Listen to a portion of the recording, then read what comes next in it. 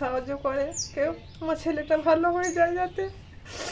তোমরা একটু সাহায্য করে আমার ছেলেকে বাঁচাও। দুরারোগ্য ব্যাধিতে আক্রান্ত ছেলেকে কোলে নিয়ে চোখের জলে এমনই আবেদন জানালেন ভারাক্রান্ত হৃদয় বিদারক এক মা।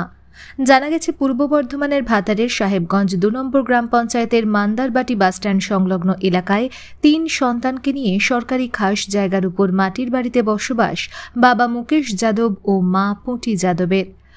বাবা শারীরিক অক্ষমতার জন্য কাজকর্ম করতে পারেন না। জন্মজুরির কাজ করে কোনো রকমের সংসারটি চালান পুঁটি দেবী। মা বাবার মুখে হাসি ফোটানোর লক্ষ্যে বছরখানেক আগে রাজস্থানের জয়পুরে সিটি গোল্ডের কাজে গিয়েছিলেন ২ ভাই বিষ্ণু যাদব ও কৃষ্ণ যাদব। সেখানে মাস ৬ কাজ করার পর পেটে অসহ্য যন্ত্রণা শুরু হয় বিষ্ণু যাদবের। ভিন রাজ্যে চিকিৎসা করিয়েও মেলেনি সুরাহা। অবশেষে প্রতিবেশীদের সহযোগিতায় ২ ভাইকে বাড়ি ফেরানো হয়।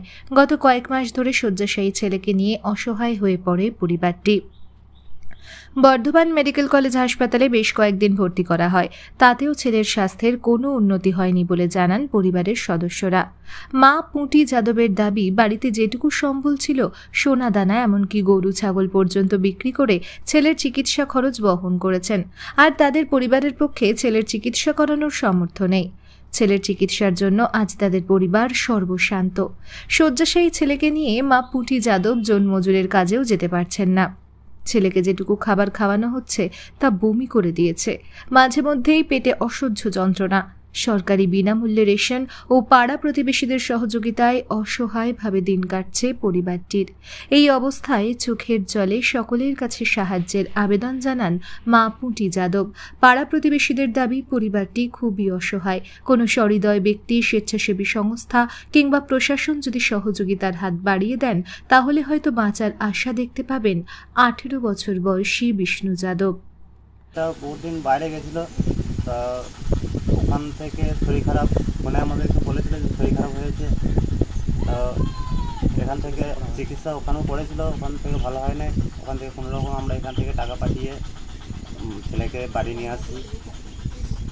তারপরে এখানেও মানে ডাক্তারের কাছে বর্ধমান অনুভূতি করেছিলাম, সব জায়গাতেই মানে রিপোর্টে কিছু এখন বলতে পারছিলাম। এখন তো বাড়িতে নিয়ে আসি, সব কিছু তো গরিবের অবস্থা মানে সব শেষ হয়ে গেছে। মানুষ সবাই এক কিছু কেউ কেউ সহযোগিতা যদি করে খুব ভালো হয়। কিছু সহযোগিতা করলে খুব ভালো হয়।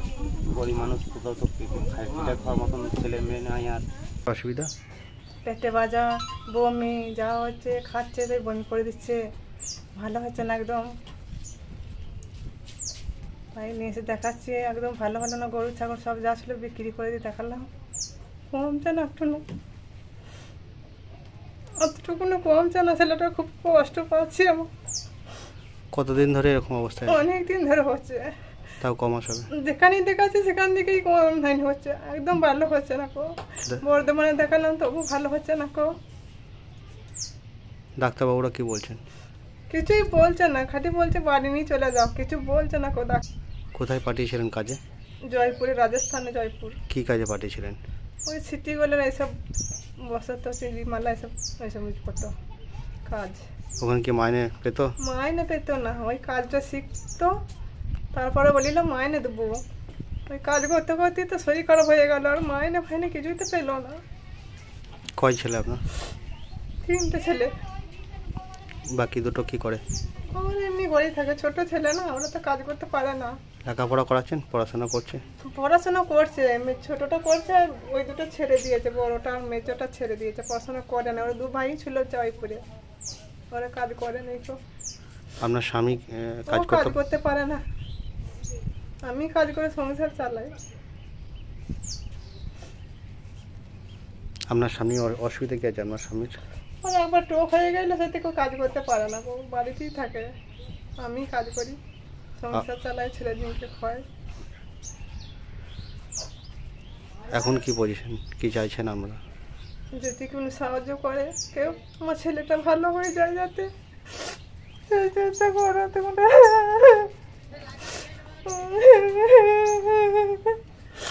আমার ছেলের জন্য ভালো হয়ে যায়। আমি কোথায় পাবো টাকা পয়সা? আমার ছেলেটাকে ভালো করে দাও তোমরা। আপনার কি নাম? ত্রিপুটি যাদব।